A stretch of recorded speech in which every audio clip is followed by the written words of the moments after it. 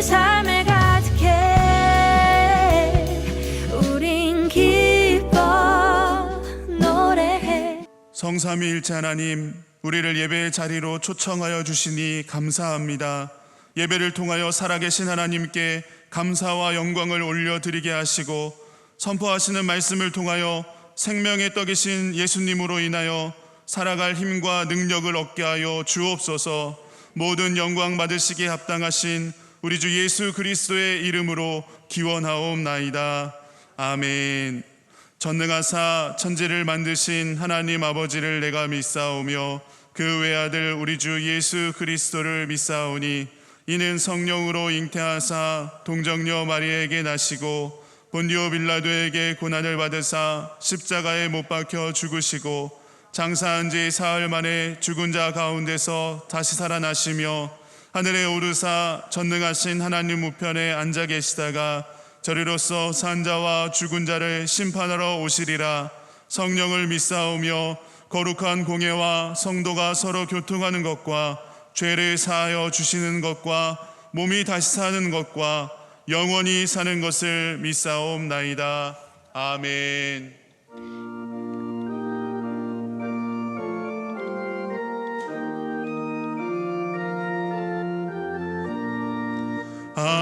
하나님의 크신 사랑 하늘에서 내리사 우리 맘에 항상 계셔 온전하게 하소서.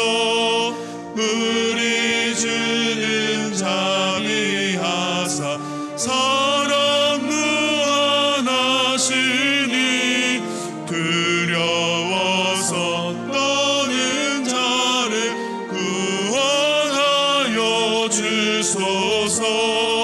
걱정 의심 많은 자를 성령 감화하시며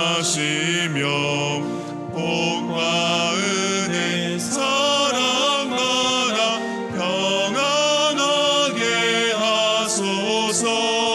처음과 끝이 되신 주님 항상 인도하셔서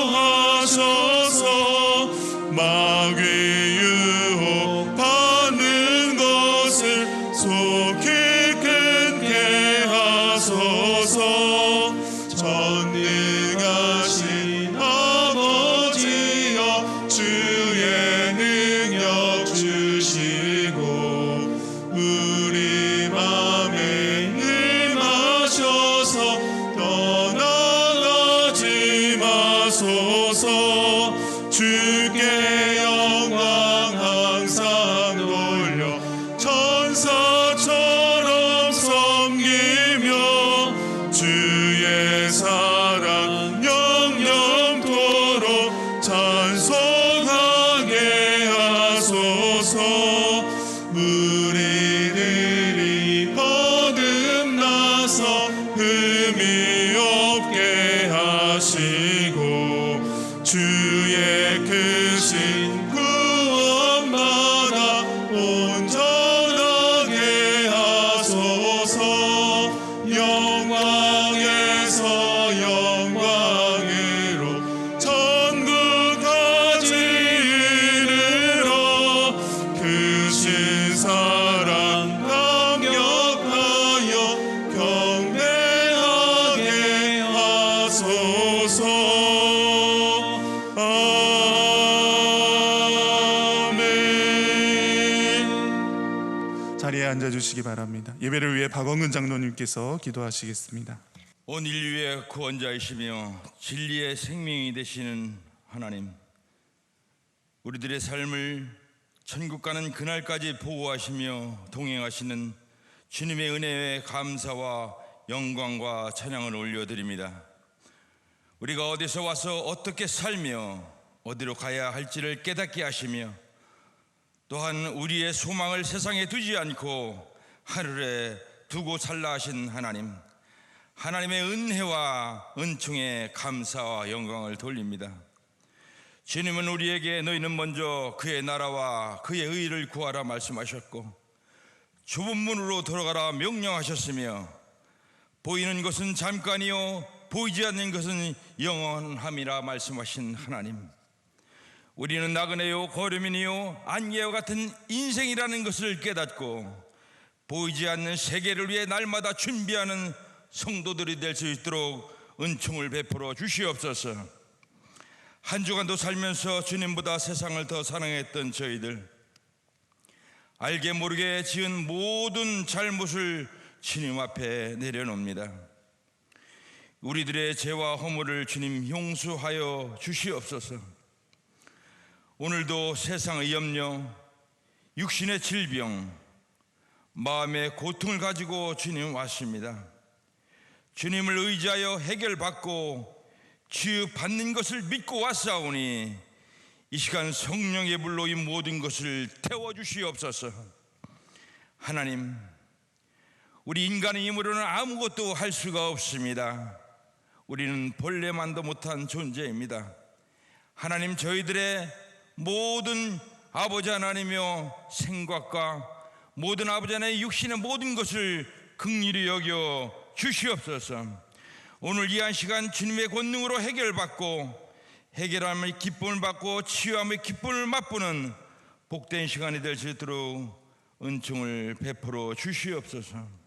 하나님, 긴 장마와 수해 또한 폭염으로 인해서 많은 사람들이 어려움을 겪고 있습니다. 또한 코로나로 인해 전 세계 많은 사람들이 삶의 힘든 가운데 있음을 고백합니다. 하나님, 인간의 힘으로는 할 수 없다는 것을 다시 한번 우리에게 깨닫게 하시며 오로지 주님의 도우심만이 모든 문제에서 해결받을 수 있다는 것을 다시 한번 고백합니다. 하나님, 하루속히 이 어둠 속에서 건져 주시옵소서. 이 어둠이 물러가게 주님 인도하여 주시옵소서. 성도님들, 힘들고 어려울 때일수록 더욱 하나님을 의지하고 믿음 위에 굳건히 서서 좌로나 우로나 치우치지 말고 하나님만 바라보며 세상 것을 위해 살지 아니하고 오로지 하나님을 위해 사는 우리 성도님들 될 수 있도록 인도하여 주시옵소서. 항상 부족한 것 하나님께 채워주시옵시고 능력으로 붙잡아 주시옵시며 악한 원수막이 틈타지 못하도록 성령님 붙들어 주시옵소서. 우리는 아버지 하나님이여 이 세상의 것들과 이 세상의 모든 것을 사랑하지 말라고 주님 말씀에 싸우나 하나님이여 우리는 연약해서 넘어지고 쓰러질 때가 있습니다. 하나님이여 강건한 힘으로 붙들어 주시옵시고 마귀의 쇠사슬에 넘어가지 않도록 하나님 붙들어 주시옵소서. 하나님, 주님의 뜻으로 이곳에 영혼의 구원의 방주를 세우시고 이 지역 영혼 구원을 감당케 하신 하나님, 온 성도들이 사랑으로 뭉치게 하시고 주님의 사명을 잘 감당해 좌우에 하나님의 아버지 하나님 놀라운 칭찬으로 받는 귀한 공동체가 될 수 있도록 하나님 은총을 베풀어 주시옵소서. 가난한 이웃을 봉사하며 상처받고 위로받지 못한 자들을 위해서 하나님 기도하며 사랑으로 감싸주며 내 이웃을 내 몸같이 사랑하는 우리 형제들이 될 수 있도록 은총을 베풀어 주시옵소서. 하나님, 먼 곳에 있는 태국 가나안 동북교회를 기억하여 주옵소서. 아버지 하나님이 하나님만이 유일한 참신이라는 것을 태국 전역에 전파하는 성령의 교회가 될 수 있도록 주님 붙들어 주시옵소서. 그 제단을 통하여 악한 영의 세력이 물러가며 하나님의 빛이 만방에 선포되는 복된 제단이 될 수 있도록 은총을 베풀어 주시옵소서. 그곳에서 모든 수고하는 모든 사람들에게 하나님의 성령 충만으로 덧입혀 주셔서 악한 영이 틈타지 못하도록 주님 붙들어 주시옵소서. 대한민국 땅을 위해 기도합니다. 주님, 우리 대한민국을 긍휼히 보아 주시옵소서. 아직도 주님을 모르는 백성들이 너무 많이 있음을 하나님 고백합니다.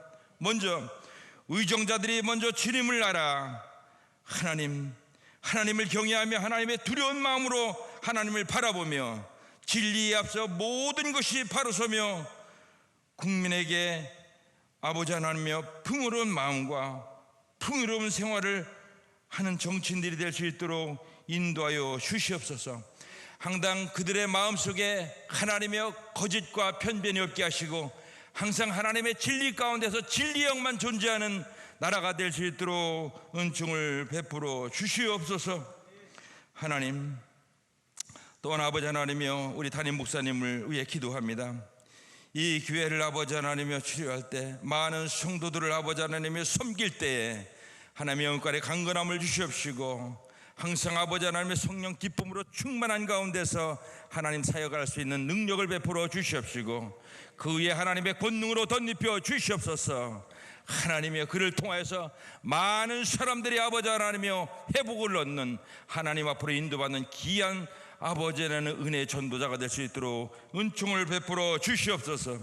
오늘도 알게 모르게 아버지 하나님이여 봉사하는 모든 손길들 위에 하나님이여 주님 기억하여 주시옵시고, 하늘나라에서 큰 상급을 누리는 귀한 아버지 하나님이여 아버지 하나님 은총의 자손들이 될 수 있도록 은총을 베풀어 주시옵소서. 오늘도 아버지 하나님이 모든 것 하나님의 주께 아뢰입니다. 무엇보다도 우리의 영혼이 날마다 새로워지며 하나님께 가까이 가는 귀한 성도들이 될 수 있도록 은총을 베풀어 주시옵소서. 이 모든 말씀 예수 그리스도 받들어 기도를 드리옵나이다. 아멘.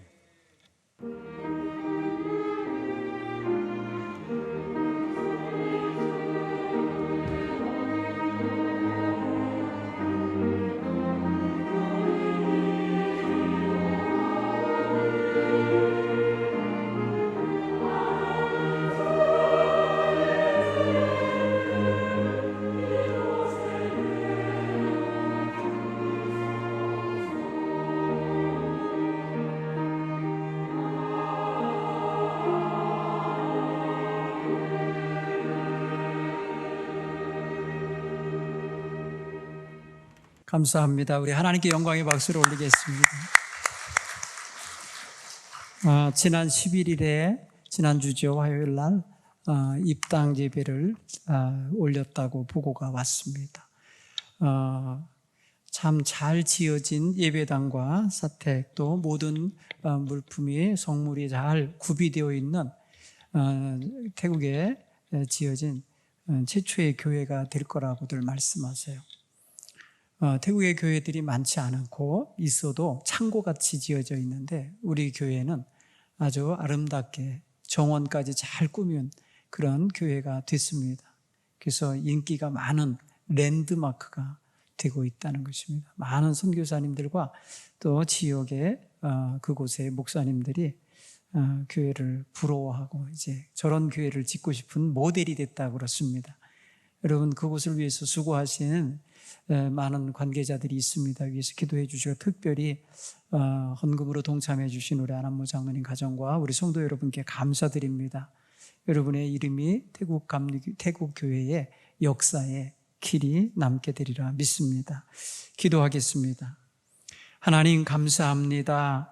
우리 제천 동부교회에서 태국에 하나님 귀한 교회를 건축하고 그곳에 있는 성도들과 함께 천국 확장 사업에 함께하게 하셔서 감사합니다. 이제 하나님 그곳에서 생명의 역사 늘 일어나게 하시고, 그곳에서 기도와 찬양의 역사 늘 일어나게 하여 주시어서 그곳에 빛이 되게 하시고 그곳에 아름다운 샘이 되게 하여 주시옵소서. 우리 교회에서 늘 기도하며 또 후원하며 하나님께 영광 돌리는 마음 가질 때에 하나님 합력하여 선을 이루게 하시는 하나님의 능력을 이곳 제천 동부교회에서도 경험하게 하여 주옵소서.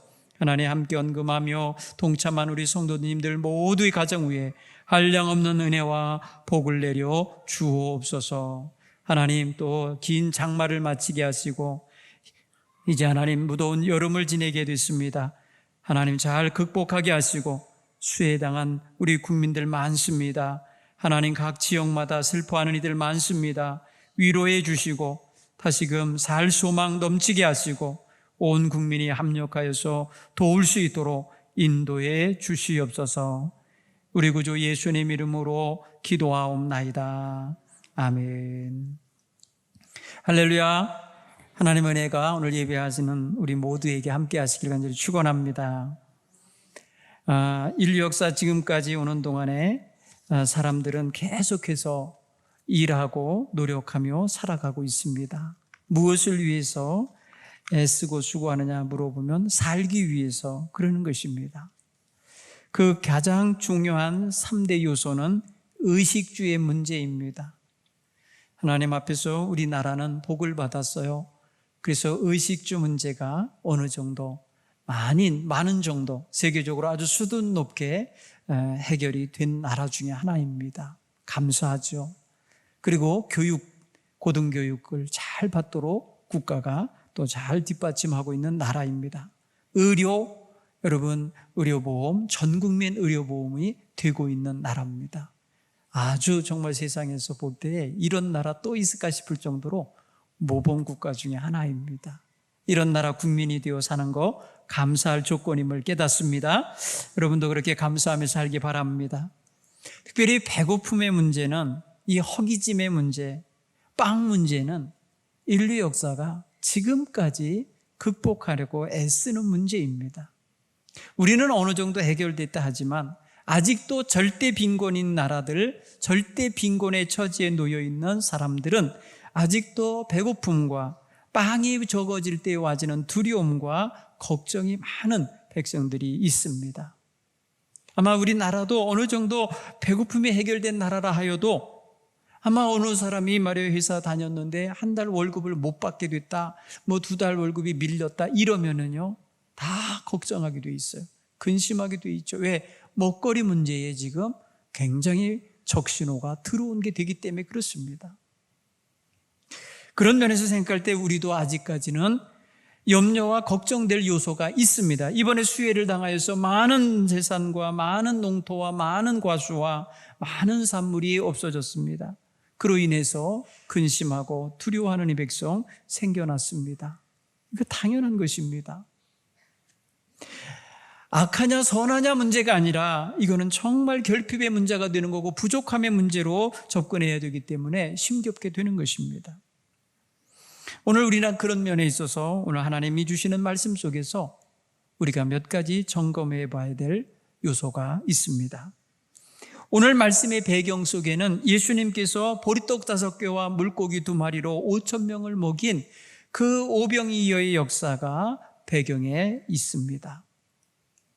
하루 종일 예수님을 따라다니던 사람들이 허기졌을 것을 아시고 예수님이 그들에게 먹을 것을 공급하자고 제안하신 것입니다. 빌립이라는 제자는 그것을 돈으로 환산해서 200데나리온, 우리 돈으로는 약 한 2천여만 원어치 빵을 사도 모자랄 거라고 결론을 지어서 불가능하다 이렇게 말하는 것입니다. 그런데 안드레는 어린아이가 가져온 보리떡 5개와 물고기 2마리를 챙겨서 예수님께 가지고 갔습니다. 예수님이 배고파 하시는 것 같으니까 드시라고 가져왔을 수도 있어요. 이것 가지고 몇 명이나 먹겠습니까? 이러면서 내놨을 때 예수님은 사람들을 앉히라고 그랬어요. 잔디밭에 앉혀라. 앉혀보니까 한 5천여 명이나 되더라는 것입니다. 성경은 그들이 다 먹었다는 것입니다. 남았다고 말합니다. 거기 성경 문구를 보면은 예수님께서 어떻게 하셨냐면 그들이 원하는 대로 주셨다는 것입니다. 원한다고 하는 것이 뭐예요? 배고픈 사람들에게 원하는 대로 주신 것을 말하는데, 여러분 어느 나라가 백성이 원하는 대로 다 줄 수 있습니까? 아무리 잘 사는 나라도 원하는 대로 다 줄 수가 없어요. 왜냐하면 원하는 게 엄청 커지거든요. 처음에는 작은 것 가지고 만족하다가 그것만 계속 반복되면 불평을 합니다. 왜 요거밖에 안 주냐고 더 달라고 그럽니다. 지금 우리나라 복지기금 형태가 그렇습니다. 그런가 하면 또 어떻게 주셨다는 거냐면 배부르게 주셨다는 거예요. 배부르게 할 만큼 주셨다는 거예요. 여러분 사람이 배부르면 만족하지 않습니까? 여러분 배부르면 라면을 먹든지 떡을 먹든지 밥을 먹든지 배부르고 나면 그 다음에 진수정산이 눈에 안 들어와요. 그렇죠? 배부른 사람은요 먹을 것이 있어도 저 먹고 왔습니다 하고 숟가락 하나 안 들어요. 그게 뭐예요? 육체가 보내는 쌓인 만족함, 이 포만감, 배부름이 주는 그런 모습이죠. 또 주시기를 남을 만큼 주셨다는 거예요. 남을 만큼. 얼마나 많이 주셨는지 먹을 만큼 원하는 대로 다 나눠주시고 남았다는 게 결국은 남을 만큼 주신 것입니다. 멋진 역사를 이루신 거죠. 그렇죠? 그런데 오늘 성경 보면은 이들의 결론은 뭐냐면 이 빵을 먹고 떡을 먹은 이들은요, 그들은 말합니다. 아, 이분을 잡아다가라도 억지로라도 우리 임금을 삼자. 새로운 차원의 욕망이 생겨버린 거예요. 물론 정치적인 욕망이라고 할 수도 있을 거예요. 아니면 경제적으로 자기들의 궁핍함을 단번에 해결해주는 이 역사를 보면서 이분이 우리의 임금이 되면 우리 수고하지 않고도 늘 빵을 얻어먹을 수 있겠구나, 늘 배고픔에 시달리지 않겠구나, 이렇게 여겼을 수도 있어요.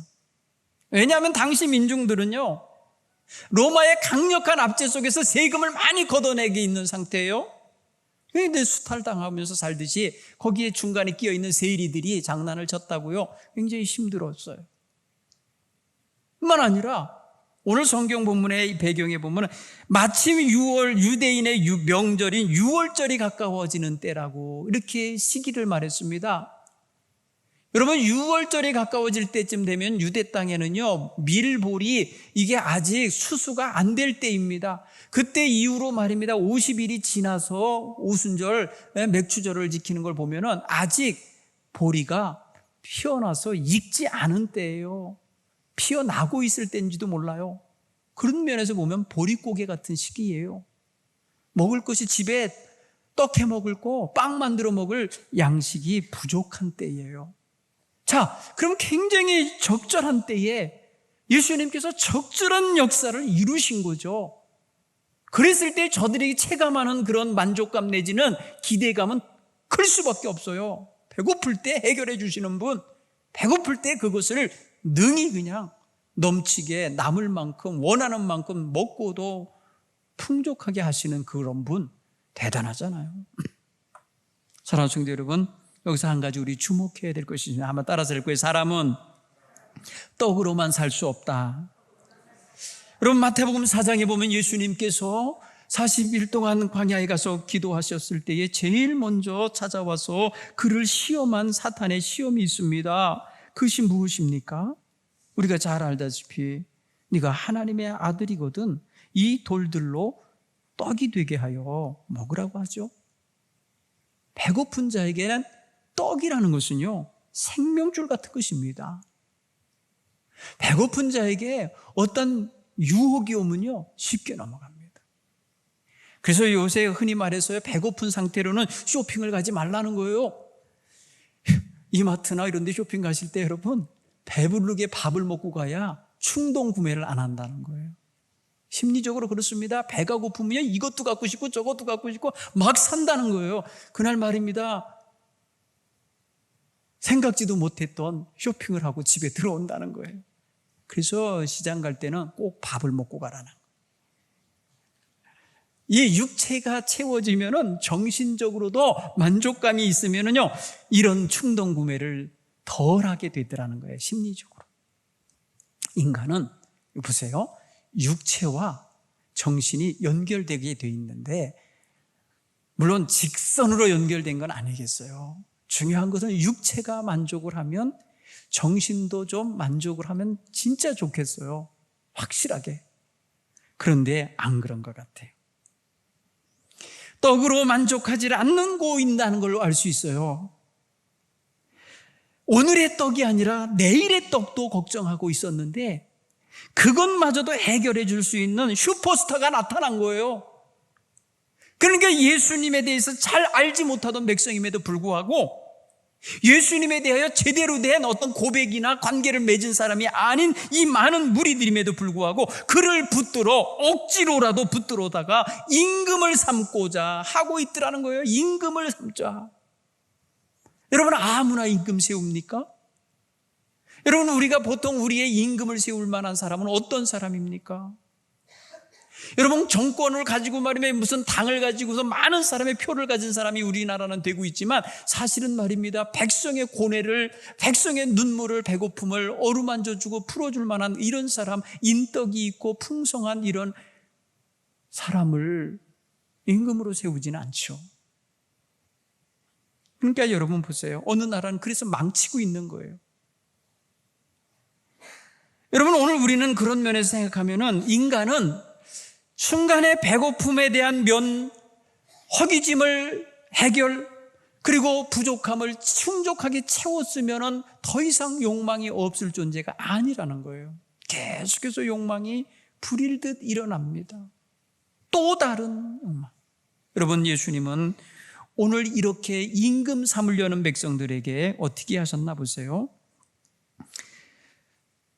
그들의 마음을 아시고 혼자서 그들을 떠나서 가셨다 그랬어요. 성경은요, 그들에게 인기를 얻기 위해서 다가가거나 그들 속으로 들어가신 게 아니에요. 이들의 헛된 기대와 헛된 욕망과 끝없이 분출되게 될 이런 욕망의 선에 같이 가서 붙잡질 않으신다는 거예요. 그들을 떠나신다는 거예요. 여러분, 오늘 성경 25절은 그런 면에 있어서 예수님의 선긋기가 일어나고 있어요. 그건 아니지. 내가 니네들 임금이 되려고 온 게 아닌데, 니네들 배고픈 먹거리 채워주러 온 게 아닌데. 예수님은 항상 뭘 생각하신 분이냐면 나를 보내신 이의 뜻, 나를 보내신 이의 뜻을 행하려 함이라. 나를 보내신 이의 뜻을 행하는 것이고 나에게는 양식이라, 이렇게 말씀하신 분이에요. 요한복음 4장의 수가성 우물가에서 여인과 대화하실 때에 제자들이 배고파하며 나아가서 빵을 사러 갔었지 않습니까? 그리고 돌아와서 빵 사갖고 돌아왔을 때 예수님 드세요 하고 드릴 때에 나에게는 너희가 알지 못하는 양식이 있다. 누가 갖다 드렸나 보다, 이렇게 착각을 했어요, 제자들은요. 그때 예수님 말씀하시자, 나는 나를 보내신 하나님의 뜻을 이루는 것, 하나님의 뜻을 이루어 가는 것, 그게 내 양식이라고 표현하셨어요. 여러분, 차원이 달라요. 지금 저들이 기대하고 저들이 예수님을 통해서 해결받고 싶은 양식은 육신의 빵입니다. 무한 경쟁을 해야 얻을 수 있는 빵. 오늘 여러분, 이 시대에는 우리가 정말 이 빵을 얻기 위해서 경쟁하는 사회에 사는 있는 거예요. 여러분, 초등학교 졸업하고 중학교 졸업하고 고등학교 졸업하고 대학 졸업하면서 끝내 가는 자리가 어디냐? 빵 얻는 데로 가는 거예요. 누가 더 빵을 많이 얻을까? 누가 오래 얻을 수 있을까? 누가 안전하게 얻을 수 있는 자리를 차지할까? 그리로 간다는 거예요. 여러분, 이걸 너무 제가 비관적으로 보는 게 아니라 지금 현실을 보면 그렇게 만들어가고 있다는 거예요. 고상한 인생을 살도록 가르치거나 정말 멋진 인류의 공영을 위해서 일할 수 있는 일꾼을 길러간다는 교육 방향이 아니라는 걸 알 수 있어요. 온갖 사교육이 판을 치고 있는 이유가 뭐겠어요? 지금 못 먹어도 나중 많이 먹을 걸 생각해갖고 지금 자식들에게 올인하는 거예요. 이게 지금 우리의 현실임을 보셔야 돼요. 과연 빵으로 그 배를 채우면 늘 만족할까? 아니라는 거예요. 아니라는 거예요. 그래서 예수님은 그들을 등지고 떠나시는지 모르겠어요. 떠나셨어요. 그들에 대하여 그 다음날 만나셨을 때 어휴, 나를 왕 삼으려고 하는 분들이 오셨냐고 환영하지 않으셨어요. 놀라우셔요. 저들이 예수님에게 말합니다. 언제 여기까지 오셨습니까? 어제 배 타고 가는 걸 못 봤는데, 산으로 가시는 걸 뵀는데 언제 여기까지 오셨습니까? 하면서 예수님을 찾고 잘 헤매다가 예수님을 만나서 가버나움이라는 곳에 봤습니다. 회당에서 만났습니다. 그때에 예수님이 그들에 대하여 뭐라고 일갈하시는 줄 아십니까? 너희가 나를 찾는 것은 표적을 본 까닭이 아니요 떡을 먹고 배부른 까닭이로다. 너희들이 떡을 먹고 배부르고 나니까 나를 임금 삼으려고 하는 그런 목적으로 나를 찾는구나라는 걸 지적하신 거예요. 그러시면서 하나의 지적하시는 말씀 속에 이런 토를 달아주십니다. 27절에 썩을 양식을 위하여 일하지 말고 영생하도록 있는 양식을 위하여 하라. 여기 우리 포인트가 있습니다. 한번 따라서 해볼까요? 영생하도록 있는 양식을 위해 일하자. 영생하도록 하는 양식을 얻도록 살아라. 이게 예수님의 말씀이에요. 뭘 먹어야 영생하도록 살 수 있습니까? 당시 사람들은요, 자신들은 성경을 연구하면, 율법을 능통하면 영생을 얻으리라 생각했다는 거예요. 요한복음 5장에서 예수님이 그걸 지적했어요. 너희가 영생을 얻을 줄 알고 성경을 상고하나니 그랬어요. 영생을 얻으려고. 그리고 예수님을 찾아왔던 어떤 젊은이가 말했어요. 주여, 어찌하여 내가 영생을 얻으리까 하면서 어찌하여야 하면서 율법에 대한 이야기를 자기가 어려서부터 지켰던 하고 자부심 있게 말하거든요. 그럼 보통 사람들은 영생하도록 하는 양식이 있다면 관심을 가져야 되지 않습니까? 영생하도록 있는 양식을 위해 일하라 할 때에 제자들이나 그 속에 모인 사람들은 이해하지 못했습니다. 여러분, 요한복음은요, 아주 잘 읽어보면요, 각 장마다 이 사람들이 예수님을, 그리고 예수님의 가르침을 이해 못하고 있다는 걸 지적합니다. 여러분, 가나의 혼인잔치에 예수님이 등장하셨을 때에 예수님에 대하여 사람들이 잘 몰라요. 그렇죠? 그럴 때 마리아가 종들에게 말합니다. 이분이 시키는 대로 해라 해가지고 말입니다, 손 씻는 물통에다가 물을 가득 붓는 일을 한다고요. 그들 예수님 알고 한 게 아니에요. 그렇죠? 그리고 그 물을 갖다 떠줬는데 연회장은 최고의 포도주를 마셨다고 하면서 좋아하고 있는데 예수를 몰라요. 그렇죠? 2장에 가면요, 예수님이 성전에서 장사하는 자를 내치고 몰아내고 있습니다. 내리치십니다. 그때의 사람들이 도대체 이분이 누군데, 도대체 이분이 어떤 권세를 가진 자인데 이럽니다. 3장에 가면요, 니고데모가 예수님을 밤에 찾아옵니다. 찾아와서 예수님과 대화할 때 예수님이 영생에 대하여, 거듭남에 대하여 말씀할 때 어머니 뱃속에 다시 들어가야 됩니까? 못 알아듣습니다. 똑똑한 랍비요 스승임에도 불구하고 거듭남에 대해서 알지 못합니다. 요한복음 4장에 오면 수가성 여인이 경건하다시피 하면서 자기가 정말 야곱의 후손으로서 사는 걸 자랑스러워하면서 정말 기뻐하면서 살지만, 당당하게 산다고 하지만, 그러나 그게 아니에요. 예수님의 가르침 속에 너는 이 물을 먹으면 다시 목마르려니와 내가 주는 물을 먹으면 영생하도록 목마르지 않아 할 때에 그 말을 못 알아듣고 그 물을 내게 주십시오, 여기 물 길러 오지 않게 그 물을 내게 주십시오, 이렇게 착각을 합니다. 여러분, 오늘 본문에서도요, 6장에서도 사람들이 오해합니다. 예수님께서 자기가 양식이라고 하니까 사람들로 하여금 사람들이 그 양식 주여, 그거 우리에게 주십시오, 배고프지 않게 그거 우리에게 늘 먹고 살게 주십시오 하며 예수님께 그거 요구합니다. 그는요, 배고픔, 이 육신의 배고픔을 해결할 길로 착각을 하고 있습니다. 여러분, 육신의 배가 채워졌다 해서 영생합니까? 아닙니다. 영웅호골 이 시대에 많은 사람들이, 이 시대에 그 풍성하게 먹고 살았던 사람 다 육신 죽었습니다. 솔로몬 같은 영화를 누리고 풍성하게 먹고 살았던 사람 죽었습니다. 그러니 여러분, 많이 먹고 좋은 거 먹고 남보다 더 많이 먹었다고 해서 영생하는 거 아니거든요. 영생에 대한 개념을 저들은 당시에 주님의 말씀 안에서 제대로 이해하지 못하고 있었다는 걸 알 수 있어요. 그러나 사랑하는 성도 여러분, 예수님은 뭘 지적하신 거냐?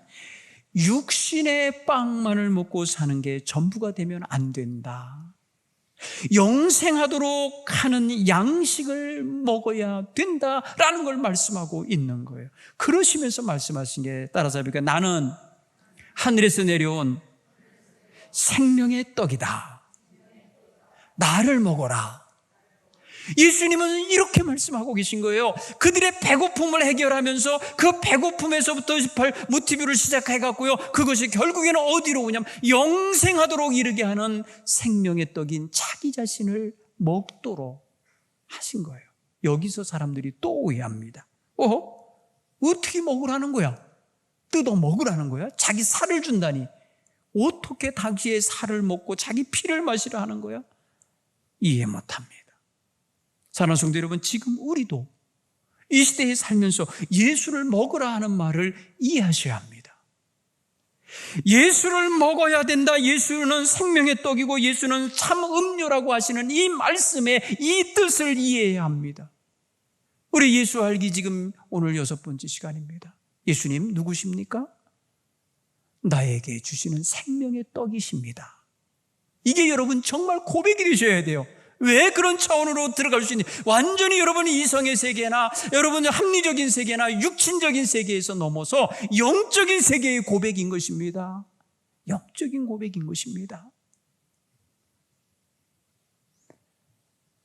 여러분, 동양서적 중에 노노라는 게 있어요. 노노. 공자의 가르침을 정리해 놓은 책이. 거기서 인간의 몸을 집이라고 표현하는 집. 근데 여러분, 집이라는 것은 여러분 몸자 글씨를 봐도 우익 칸 있고 아래 칸 있고, 그죠? 입이 2개가 있죠. 연결되어 있어요. 몸이라는, 우리 한글, 세종대왕이 만드신 한글에 보면. 근데 집 형태를 보면요, 이렇게 지붕이 있고 밑에 사는 집이 이렇게 형태를 그려요. 그죠? 삼각형 하나 그리고 사각형 그리고 짱 그리면, 문 그리면은 집 같아 보이잖아요. 근데 여러분, 이 집이 아무리 잘 지어져 있어도 집이 되려면 그 집에 누가 있어야 돼요? 사람이 살아야 돼요. 만약에 개만 있다면 개집이에요. 그렇죠? 아무리 좋은 집이어도 개만 살고 있으면 그 집은 개집이죠. 네. 그런데 사람이 살기 때문에 사람의 집의 가치는 누가 살아야 되는 거냐? 그 집을 짓고 그 집을 구하고 그 집을 위해서 일한 그 사람이 들어가 살아야 집이에요. 집에 가치가 있어요. 그러면 우리 몸은 하나님이 지으셨어요. 하나님이 지으신, 하나님이 들어오셔야 우리 집이 제대로 된 집이 되는 거예요. 사랑하는 성도 여러분, 육신의 집은요, 얼마 안 가면요 썩습니다. 여러분, 아무리 멋지게 살아도 몇 날 안 지나서 관에 들어가서 불구덩이에 들어가서 한 줌의 재가 되어 갑니다. 이번에 홍수가 나서 어느 납골당이 물에 젖었어요. 가서 저 자손이 가서 함을 열었더니 아버지가 안 계세요. 아버지가 떠나가셨어요. 홍수물에 그냥 흘러갔다는 거예요. 거기에 있던 납골당의 뼈 가루가 물에 다 해갖고 없어졌어요. 슬퍼요. 그래요. 여러분, 우리 육신은 그렇게 돼요. 어디론가 가서 흙의 일부가 되는 거죠. 네. 육신은 그렇습니다. 그러니 하나님 앞에서 우리가 생각해야 될 게 결코 이 몸집을 불비고 몸집을 관리하고 몸집을 말해요. 요새 엔티에이징이라 해갖고 말해요. 안 늙어 보이게 하는데 화장품들이 많이 나와요. 그리고 안 늙나요? 보톡스를 아무리 맞는다고 안 늙나요? 때가 되면 쇠하여 우리의 몸은 아무리 좋은 생명의 떡이라고 한 것을 먹었어도, 아무리 좋은 고급진 떡을 먹었어도 죽습니다. 무너집니다. 그래서 주님이 말씀하시는 거예요. 썩을 양식을 위하여 일하지 말고 영생하도록 있는 양식을 위하여 하라 라고 말씀하시는 거예요. 이 영생하도록 하는 양식은 하나님의 떡을 말하는 거예요. 어떻게 하여야 이 하나님의 일을 하고 하나님의 떡을 먹습니까? 했더니 예수님 말씀하신 게 하나님이 보내신 일을 믿는 것이 하나님의 일이다. 하나님이 보내신 일을 믿는 것이 하나님의 일이고, 예수님 본인의 말로는 하나님이 나를 보내셔서 내가 이루어야 될 하나님의 뜻이 내 양식이다 하신 것을 보면은 우리는 예수님 그분을 모시고 살아야 영생의 양식을 먹고 사는 것이 되는 것입니다. 사랑하는 성도 여러분, 오늘 우리는 예수님 없이 교회 다니면 안 돼요. 교회만 다니면 안 돼요. 누구든지 그리스도의 영이 없으면 그리스도의 사람이 아니니라. 우리의 육신의 몸 속에 그리스도의 영이 들어있어야 내가 그리스도의 사람이 되는 걸 믿으시길 간절히 축원합니다. 이게 살아있는 사람이고 이게 지금 영생으로 들어가는 백성의 존재인 것입니다. 그런 면에서 오늘 예수님께서 나는 하나님이 보내시는 생명의 떡이라는 것입니다. 33절에 하나님의 떡은 하늘에서 내려 세상에 생명을 주는 것이로되 그들이 이르되 주여 이 떡을 항상 우리에게 주소서. 정말 예수를 믿어서 이런 말을 했을까요? 예수님의 영의 양식이요 생명의 양식인 것을 믿었기 때문에 주여 이 떡을 우리에게 항상 있게 해달라고 한 걸까요? 그들의 마음에는 예수님을 어떻게든지 임금 삼으려고 한 거 아닙니까? 임금을 삼아서 배고픈 배를 채워줄 수 있는 임금이 되어 자신들을 편안하게 살게 해주는 그런 슈퍼스타 같은 임금이 되게 하고 싶은 거 아닙니까? 저들이 항상 이 떡이 우리에게 있게 해달라고 하는 그 의도는 뭐겠어요? 영생의 예수님, 영생의 양식으로서 예수님이 아니라 생명을, 자신들의 지금 육신의 생명을 유지하게 하는 빵을 의미하는 거예요. 빵을. 그들은 빵으로 받아들인 거예요. 사랑하는 성도 여러분, 이것을 우리는 이렇게 읽을 수 있어요. 나는 하늘에서 내려와 세상을 살리게 하는 밥이다. 내 밥을 먹어라. 이렇게 한번 생각해 보세요. 밥. 정강어리잖아요. 여러분, 밥이라고 하는 것은 우리가 우리 자신들에게 있어서 꼭 필요한 거예요. 밥을 먹었다고 해서 그걸 누가 죄졌다고 말하면 안 돼요. 남의 밥을 훔쳐 먹으면 죄가 되겠죠. 내게 주신 분복으로서의 밥을 먹는 건 정말 복이에요, 복. 그런데 밥만 먹으면요, 바보가 된다네요. 밥자에서 비음이 빠져서 바보가 거기서 나왔대. 밥보. 네, 밥보에서 비음이 빠져서 바보가 된다네요. 성균관대의 어느 교수님이 그런 얘기를 하더라고요. 여러분, 오늘 생각해 보세요. 우리가 정말 밥만을 위해서 살 사이입니까? 여러분, 자식들을 돌보고 사랑하고 부모를 공경하고 하는 게 그게 밥 나오는 일이라서 하는 것입니까? 그게 인생의 도리이기 때문에 하는 거 아닙니까? 도리. 여러분, 도리를 찾을 줄 안다는 게 뭐예요? 이게 동물과 다르다는 뜻이에요. 인간에게 주어진 고귀한 역할인 거예요. 도리 중에 도리가 바로 뭐예요? 하나님을 아는 도리예요. 도리 중에 도리는 뭐예요? 하나님을 알고 섬길 줄 아는 게 도리예요.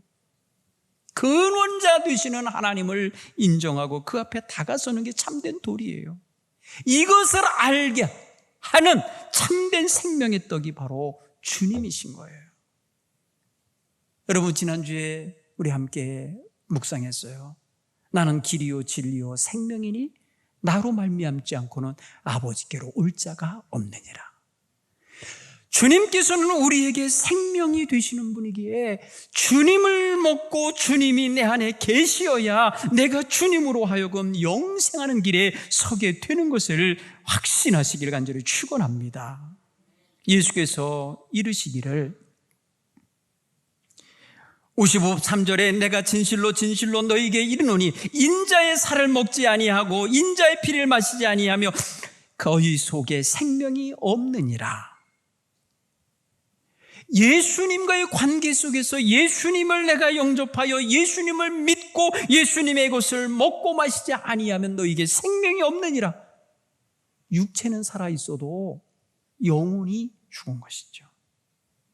따라서 내 살을 먹고 내 피를 마시는 자는 영생을 가졌고, 예수님은 이렇게 말씀하십니다. 한번 여기서 우리가 또 따라야 할 일이 있어요. 네 번째로 한번 확신합시다. 나는 영생을 얻었다. 예수 믿잖아요. 예수님 영접하셨잖아요. 예수님이 내 안에 계시고 나 예수님 안에 있는 걸 믿으십니까? 이것이 바로 우리가 예수님 안에 사는 성도들이 예수로 말미암아 새 생명을 얻고 영생의 기쁨을 지금 이곳에서도 맛보며 살아가는 백성임을 깨닫기를 간절히 축원합니다. 그러기에 고난이 와도 역경이 와도 코로나 바이러스가 나를 짓누르게 하여도 나 예수 그리스도를 나의 구세주요 생명의 주라 고백하는 게 변하지 않는 것입니다.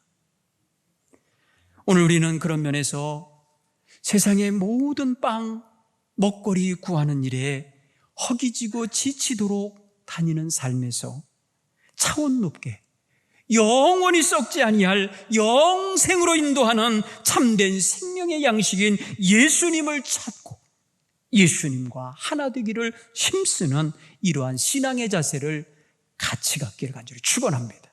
사람이 떡으로만 살 것이 아니라 하나님의 입으로 나온 말씀으로 말미암아 살리라 하신 말씀이 육신이 되어 우리 가운데 오신 예수님, 우리에게 밥이 되어 주시려고 오신 예수님, 이 밥을 먹고 마심으로 말미암아 우리로 하여금 헛된 기대와 욕망에서 벗어나서 하나님을 영화롭게 하는 하나님의 뜻을 이루며 사는 거룩한 인생으로 거듭나게 됨을 믿으시길 바랍니다. 이 떡은, 세상 떡은요 경쟁해야 얻는 거지만 이 떡은 누구에게나 주시는 떡임을 믿으시기 바랍니다. 그래서 은혜입니다. 오늘 우리는 그런 면에서 은혜롭게 생명의 떡을 받아 먹고 있는 거룩한 백성이 되었으니 하나님 앞에 이것 가지고 찬양하고 이것 가지고 감사할 수 있는 귀한 성도들이 되시기를 간절히 축원합니다. 기도하겠습니다. 하나님 감사합니다. 오늘 우리에게 생명의 떡 되시는 예수님과 함께 하나 되게 하셔서 영생의 길을 걸어가는 백성임을 확신하게 해주시니 감사합니다. 하나님, 우리가 세상 먹거리만을 위해서 사는 것이 아니라 우리의 영생의 양식이 되시는 예수님과 함께하는 삶에 또한 마음을 두고 살게 해 주시옵소서. 그래야여 하나님 헛된 욕망과 헛된 기대에 사로잡히지 않게 하시고 하나님 나라를 구체적으로 믿고 의지하며 나아가게 해 주시옵소서. 우리 구주 예수님 이름으로 축복하며 기도하옵나이다. 아멘. 기도하겠습니다. 하나님 아버지 감사합니다. 36년간 일제의 압박 속에서 해방하셔서 이 민족에게 자유를 주시고 해방의 기쁨을 주신 지 75년이 됐습니다. 아직까지도 이 땅은 하나님 분단되어 고통 중에 있사오니 긍휼히 여겨 주옵소서. 또한 우리에게 하나님 죄 가운데서 해방시키셔서 예수 안에서 자유와 특권을 누리며 살게 하신 것 감사합니다. 그러나 아직까지도 예수님을 알지 못한 채 죄악 가운데 억눌려 사는 백성이 많이 있습니다. 긍휼히 여겨 주옵소서. 생명의 양식이 되시어 우리 가운데 오셨사오니 우리가 늘 주님과 함께 사는 것처럼 다른 영혼들도 그렇게 되기를 원하며 힘써 복음 전하는 우리 사랑하는 동부교회가 되게 해 주옵소서. 하나님께 귀한 예물 드립니다. 하나님, 이 예물이 주의 강단에 하나님 제단에 올라올 때까지 저들이 땀 흘리고 수고하고 눈물을 흘리고 힘들었던 순간들을 지내왔음을 기억해 주옵소서. 하나님이 주신 것으로 하나님께 믿음과 정성을 담아 드렸사오니 그 예물 위에 복의 복을 더하시옵고 모자람이 없게 부족함이 없게 인도해 주옵소서. 감사하며 드리는 예물 받아주시고 하나님, 저들의 가정에 하나님이여 감사가 늘 사라지지 않게 해 주옵소서. 하나님이 주신 것이 그렇게 많건만 헛된 욕망에 사로잡히는 한 감사하지 못한다는 사실을 깨닫지도 못하고 불평하며 원망하게 살았던 거 회개하게 하여 주옵소서. 감사하며 사는 백성 되게 해 주옵소서. 하나님의 선교의 현장을 위해서 선교 예물 드렸습니다. 하나님, 대구 가나안 교회가 아름답게 지어 봉헌되어질 날이 옵니다. 주님, 모든 것 영광 홀로 받으시옵소서. 이들이 드리는 예물들이 다 그렇게 쓰이고 있음을 감사드리오니 하나님 영광 받으시옵소서. 건축 예물 하나님 받아주시고 하나님 그 모든 걸 통하여 무거운 짐 가벼워지게 하시고 다음 세대를 위하여 하나님 귀히 쓰이는 하나님 그런 귀한 하나님이여 공간이 되게 하옵소서. 몸들여서 헌신하고 성미를 떠서 봉헌하는 모든 성도들의 가정 하나님의 은혜와 사랑을 충만히 부어 주시옵소서. 속죄를 드리고 또 하나님 일천제물 예물을 드리며 나가는 성도들의 모든 예물도 하나님 받아 주시옵소서. 이제는 우리 주 예수 그리스도의 구원하신 은혜와 하나님 아버지의 무한하신 사랑하심과 성령님의 감화 감동 교통 역사하심이 오늘 예배하고 나가는 사랑하는 모든 성도들과 그 자녀들을 위해 지금부터 영원히 함께 하시기를 간절히 축원하옵나이다. 아멘.